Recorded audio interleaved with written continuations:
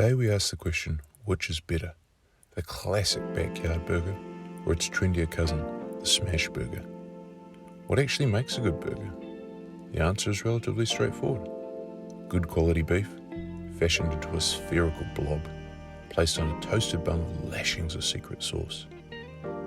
As with all good recipes, it's in the technique. During this burger showdown, you'll hopefully pick up on a few tricks from a self-proclaimed burger enthusiast that will transform your run-of-the-mill homemade burger into something truly special. For the beef, do not purchase the premium variety. It is far leaner, meaning less fat. Instead, go for the 80-20 cut, 80% lean to 20% fat. We want fat, and fat wants us. Why? Fat is proportional to flavour, as described by Newton's long-lost fourth law. Not only does it add flavour, it also keeps the burger incredibly juicy. Steer away from any 70-30 cuts as well, as too much fat will seep out of the patties and potentially contact the burner, causing out-of-control flame-ups, which, if your barbecue setup is anything like ours, has the potential to set fire to your house and possibly the neighbourhood. Obviously something we recommend against. When it comes to patty size and shape, there are two schools of thought. Thick patties, when not overcooked by your malt horse of an uncle, are juicier. Smash patties, on the other hand, are crispier, owing to the large surface area. To get technical, this crispy caramelised effect is due to the Maillard reaction, which is just fancy talk for browning your meat.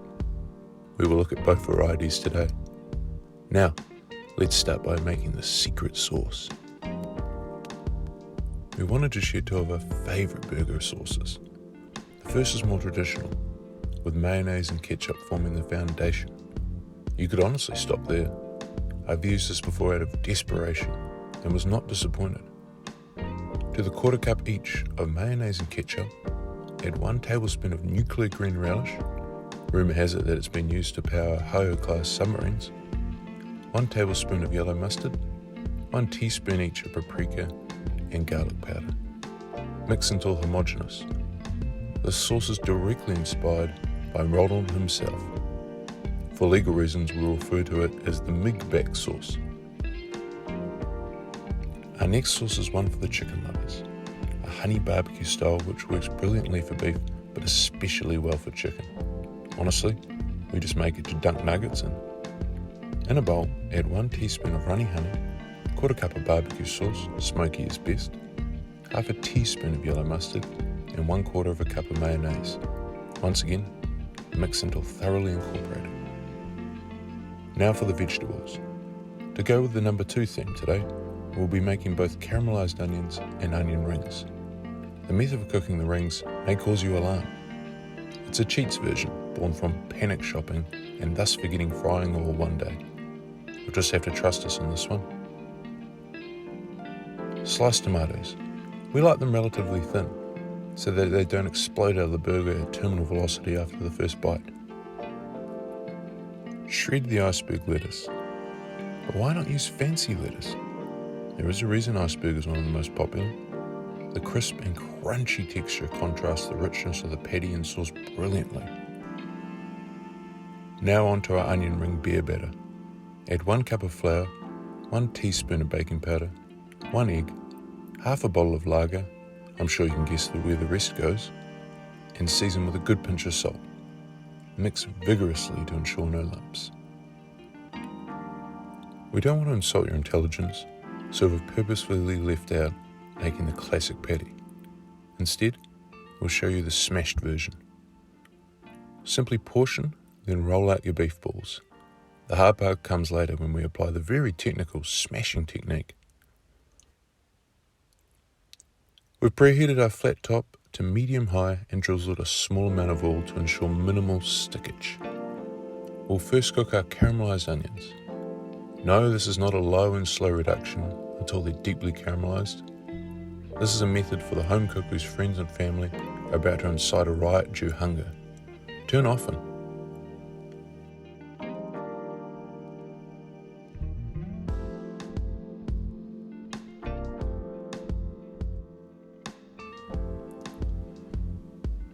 For the cheats onion rings, dip into the batter and place gently on the oiled flat top.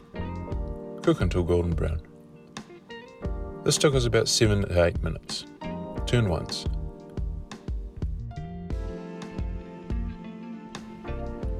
We actually can't believe this method worked. And no extra dishes, which is just an absolute bonus.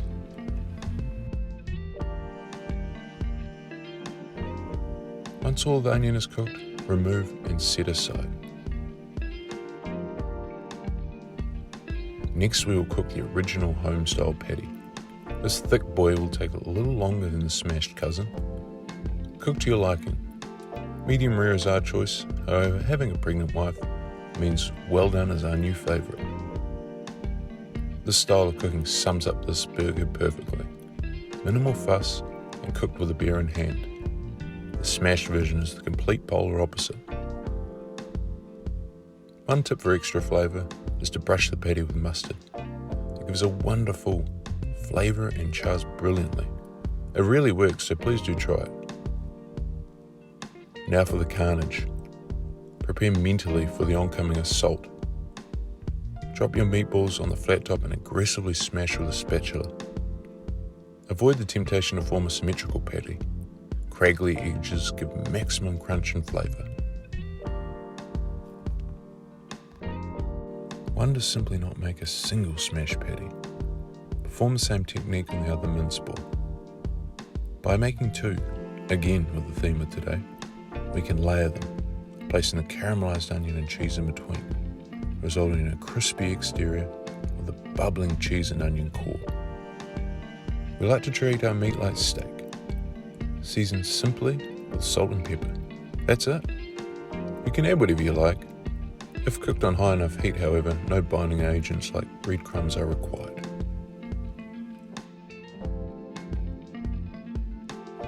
Flipping the smashed patties requires a thin metal spatula. You will really need to loosen the edges before attempting the flip. Otherwise, you're going to have to 86 the burgers and put up a new special, Sloppy Joe's. Meat meets cheese and onion. Place a second patty atop and cook for another 10 to 20 seconds. While the patties finish cooking, toast your buns. This gives them structural integrity for the upcoming construction phase and prevents them from becoming soggy gloves surrounding your beef in sadness. Now for the construction phase. We need to act quick. First up is the smash burger. Just like any good engineer, adhere to the following blueprint. Bun, secret sauce, smash patty, Cheats onion rings, more secret sauce, and bun. Devoid of vegetables, this burger will ooze cheesy goodness when bitten.